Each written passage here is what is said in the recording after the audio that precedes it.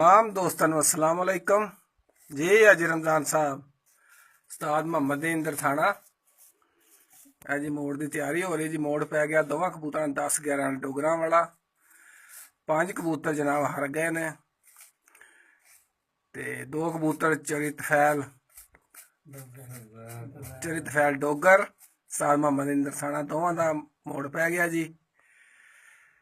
ते उस्ताद चाचा बलो गुजर रमजान साहब ते ए जी अपना पट्ठा मोड़ च पै गया जी।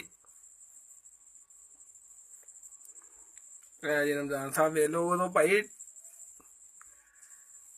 ए जी मोड़ च पिया वा 6 और 6 7R आ जी 6 14L ए बच्चा आ भी 6 14L कसोवाल ते ए जी जनाब 5 कबूतर मोड़ च पे जनाब। जी 5 नहीं